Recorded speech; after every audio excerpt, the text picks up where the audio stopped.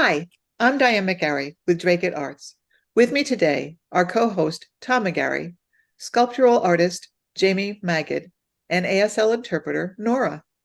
Jamie is a Lexington-based writer, teacher, and sculptural artist who received her bachelor's degree in writing for children and young adults from Lesley University in 2018.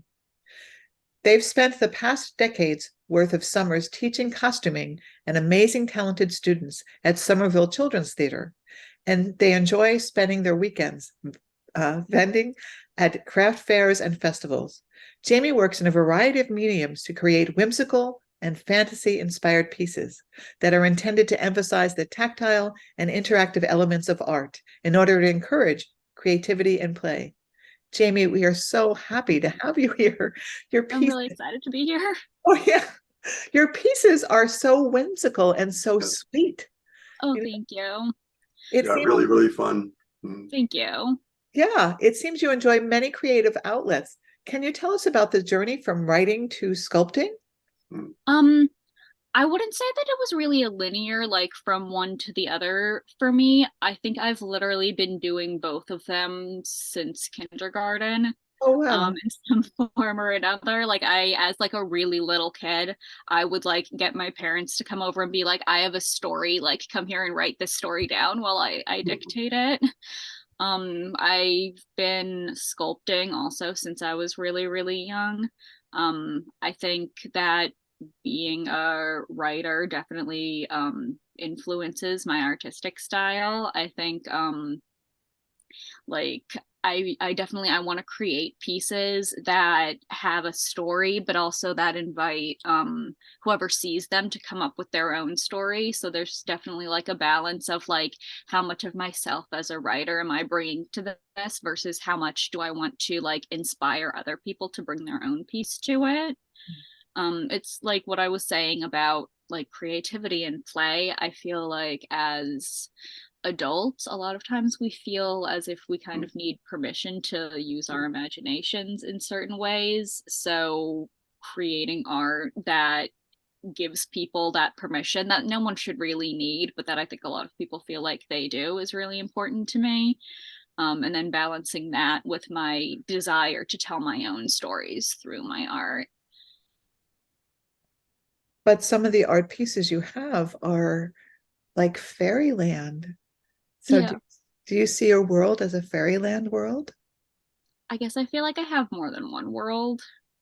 Um, I think there are like little fairy worlds, there are little dragon worlds.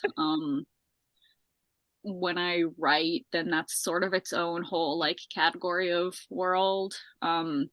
When the pandemic first hit, my sort of project to keep from going insane was I started writing like a fantasy encyclopedia of a made up world, and I did like pages for all the different plant and animal species and like a history and everything. So world building is something that I've always been very enthusiastic about that I can kind of go on about for a while. So I think that incorporating world building elements into pieces of art, even if like world building isn't the intent, um, is I guess instinctive for me in a way. Uh-huh. That's very neat. As a performer, I used to have to create the backstory to the characters that I was playing because, the composer or the author or the playwright doesn't always give you the whole backstory. And they usually don't give you what's going to happen afterwards either. Uh, It, it's so much fun to think about how somebody got to where they are. And it sounds like that's what you do with your characters and your puppets, if I can call them puppets, or should I call them dolls?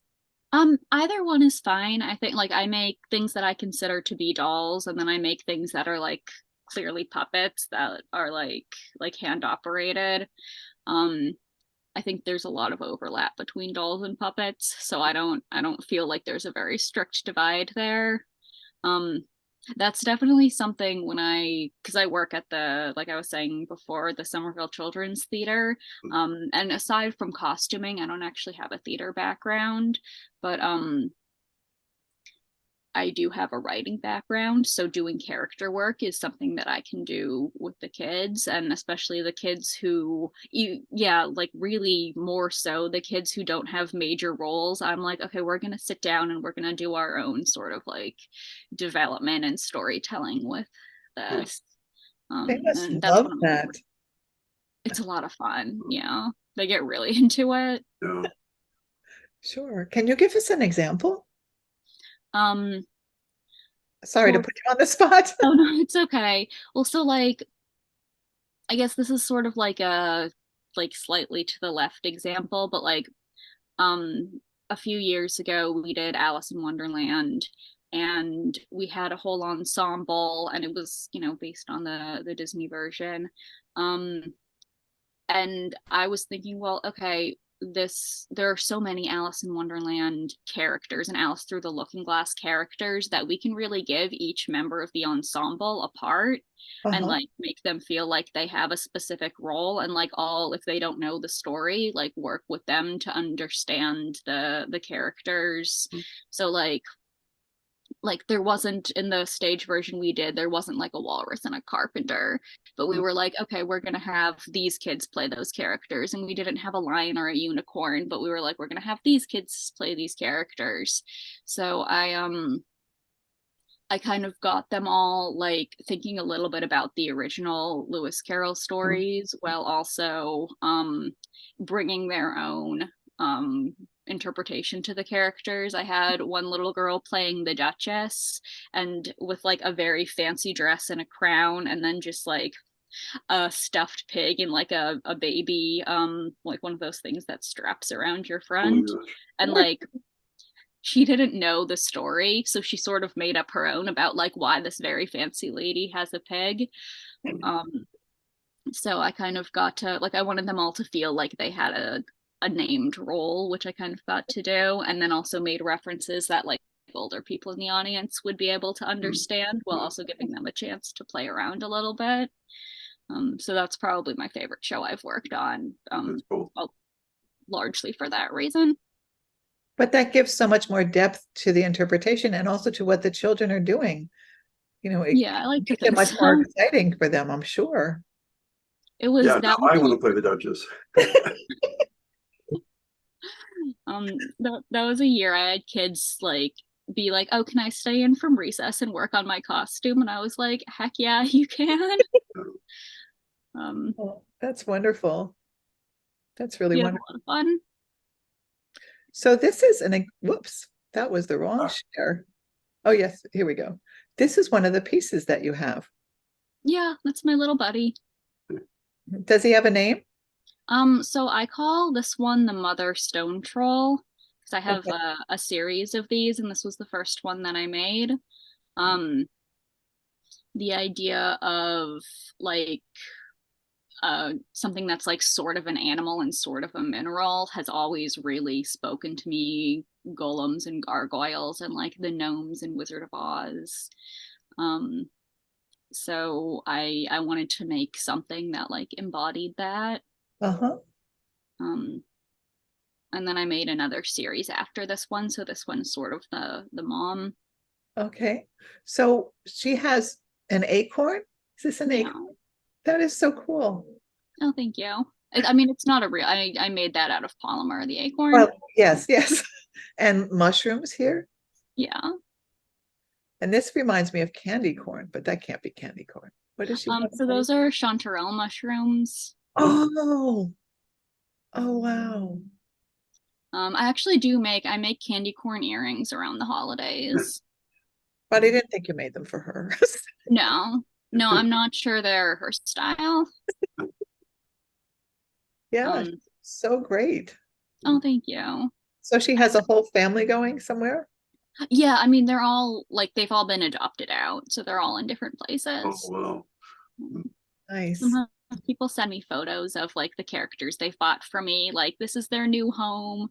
Oh, Mm, I had one writer like, I hope it's okay. Like I worked this guy who you made into my D&D campaign, and I'm like, that's so yeah, cool. yeah. Like,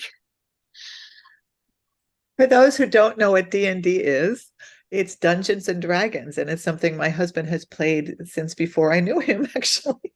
Oh, cool. It's a wonderful, wonderful fantasy game. I think Dungeons and Dragons players are probably the biggest part of my client base. Mm. I Oh, didn't send any of the photos of these in because I was focused on my dolls, but I make these they're jar lids, so oh like wow. dice storage jars. Wow. With like little dragons holding dice on them, and Mm. that's What like fun. when I go to. Wow. Mm. That's great. Oh, Oh thank my gosh. you. Do you have another one you can show us from your desk, or is that the only one there? This one doesn't have a die. This one I think I might end up keeping for myself. I'm really happy with how it Oh, turned yeah. out. Oh, It's got like a rose on its head and petal wings. I And can't see the expression, but I think he or she or they are laughing, right? Or are they? um, I mean, it's kind of open to interpretation. wow. Wow, that's so neat. So do Oh, you play Dungeons and Dragons too? a little bit. I don't not play because I don't want to. It's hard to schedule things with other people. Oh, yeah. I'm chronically ill. And a lot of my friends are people who I know through the like chronically ill and like Mm. physically disabled community. So like we'll find a day when everyone's available and then half of us will be like, actually, I don't feel good. Mm. So Oh, it's hard to schedule things Mm. with my group. But like in theory, I play. Just in practice, it's been a while. I'm sorry to hear that you've been chronically ill, It's Jamie. been um it's been about 10 years for me. Um Art has been like such a lifeline. Like I think a lot of people in the like disability community will feel like you lose access to like athletic and physically intensive activities, and to a degree you lose access to social stuff, and art is something that's like Mm. for the most part still always there for you to sort of connect to and lean on and like be motivated by. So I know for me like art has been so important in um like keeping me optimistic and keeping me feeling like I have control over my life. Yeah, yeah, that's a really important thing too. I So, actually do a little bit of I don't have any with me, but I make charms and I sell to raise money for Lyme disease research. Oh, wow. That's for is the that what last. you have? Do you have Lyme? So I got Lyme, and then because Lyme is what is sometimes known as like a trigger disease. Yeah. Actually I'm wearing one right now. These are the guys that I do for that, little Mm. opossums. Mm. Um Wow. it's it's set off like once I had Lyme, then the Lyme activated ME/CFS and dysautonomia, and then um sorry to make you have to spell that. No, Um Mm. but yeah, so I've raised a couple $100 for Lyme disease selling little opossum charms over the years, and it's nice to feel like I'm doing something even if it's something really small. Mm. hey, every little bit counts, Yeah. right? You don't get a dollar if you don't start with a penny. Yeah. It's, yeah. So here's another one of your wonderful pieces of Mm. work. I really love this guy. Oh, that's a newer one. Yeah, I'm happy with how that turned out. Yeah, because he reminds me of that movie character, the tree. Oh, But Groot. yes. Mm. Is this Oh, guy wait, what tree? plant-based or something else? Sorry, one more time. Is this critter plant-based or something else? Yeah, so she's meant to be a flower person. I think a big part of the um like idea behind this was a lot of my pieces look like toys but are very fragile. And I wanted to make something that was, I mean, it's felted, so it's still a little bit delicate, but it's much more handleable than something with like a face made out of polymer, for example. So something that you could kind of play with in a way. And I make like changes of clothes for them and little accessories. So I wanted to sort of go into the world of more something that felt more like a standard doll. So I don't think I sent you a top view photo, but there is, it's like the inside of a flower Oh, neat. on the head. Neat. He's really, I want to pick him up and hug him.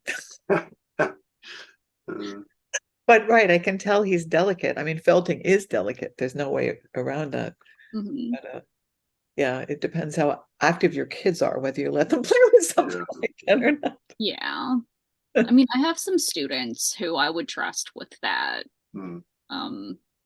easily, but I think it's, like I was saying before, it's largely for people who feel like they're too old for toys, but still kind of want to play the way they did as a kid, who can be like, oh, well, this is a piece of art. So I can give myself permission to like use my imagination in that way that we get cut off from as time goes on. And I do like, when I'm writing, I'll like act out little scenes with like the figurines and dolls that I make. It makes it easier if I'm having writer's block or something. So. Of course it does. What a great idea. Yeah. I love that.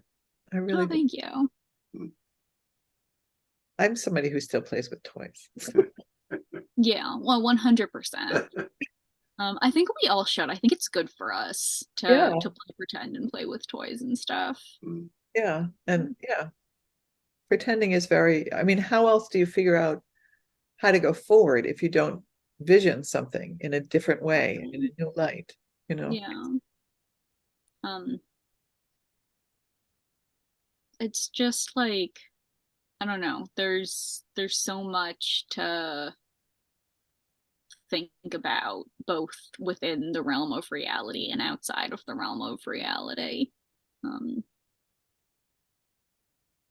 Well, you know, it's funny. I homeschooled my kids and I gave them biographies about a lot of people, but I always looked for the books that weren't just the straight facts, that talked about the aha moment, right? How the person got there and then the transformation. Because in a way, we all need to be transformed, right? We're all having our own personal aha moments, and it might not be E equals MC squared, but there's still really vital, important moments in our lives, and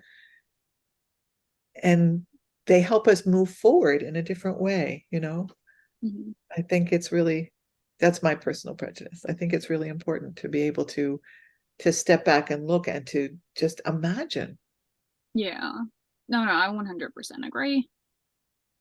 Yeah. We have one more of your beautiful images to show right now.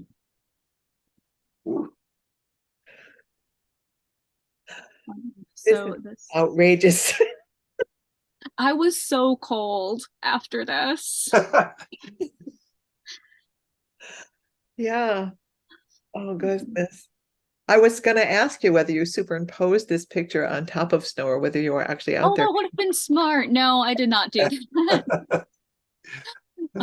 I went out into the cold, and was like, because I had photos of me in this dress, but they were sort of in just like a dirty gray room. And I wanted to do this, and I mean, I think I'm happy with how the photo turned out, but I you look wonderful. I was in a warm shower for a very long time afterwards. I think the actual outdoor cold adds something to the body language. I'm not quite sure what, but you can tell you're really there in the snow. Yeah. I've always been like, I prefer the cold to the heat, so I can stand that a little bit more. This was for my school did, my university had a series of courses that were based on They were sort of half art classes, half English classes. So we would read a piece of classic literature, and then we would study the history of art that was inspired by it, and then we would go on to like making our own art inspired by it. So we read the Book of Revelations, and I was not raised religious at all. I'm not from a spiritual background. Half my family is Jewish, so the Book of Revelations was totally new to me. Wow. And as a piece of literature, I loved it. It was like Alice in Wonderland, like just the way it was written and the imagery in it. And I think it wasn't until after the fact that I started thinking about it as something that, like, oh, people actually think that this is going, or believe that this is going to happen, and that was its own separate thought. But yeah, as a piece of literature, I was very inspired by it. The idea of the four living creatures and the angels with all the different heads. Yeah. So I did a piece that you'll see on my slideshow later on, that was actually inspired to basically be like the child for this character. One of the little dolls that I made was based on the dress, and they were kind of meant to go together. So that's why I figured I would include this here, even though it's different from the other stuff that I Oh, made. no. It's beautiful and it's Oh, incredible. thank you. And I really appreciate your talking about how art and history and social changes and literature all go together, because they do. But we Oh, don't. that's like right up my alley. I've been wanting to teach a class aimed at younger people that's kind of along the same lines. With okay, we're going to read something, and then we're going to look at art that's been inspired by it, and then we're going to make art that's inspired by it. And the general consensus is that that feels too much like school, so people won't sign up for it as an extracurricular. But Gosh. I did I did a class that was like that on Dante. I did a class that was like that on Ovid. I did a class that was like that on Milton. And there's some of the things that I remember like the most fondly from college. So Well, I hope someone says, yes, that's what we've been waiting for, Jamie. yeah, me too. That and a doll making class. Those are the two things that I would really love to teach. Yes, I bet. I bet they'd be really good. So Well, I this know that there are kids who want that. I just need to like figure out where those kids are. and also finding the adults that will accept it as something to bring in as an Yeah. important thing. That's always part of the challenge, isn't it? Yeah, for sure. Well, this has been fascinating. It's really been great to talk to you. Thank you so much. Yeah, thank you. This was a lot of fun. You can see her works at our September art gallery. Tickets are available on Eventbrite.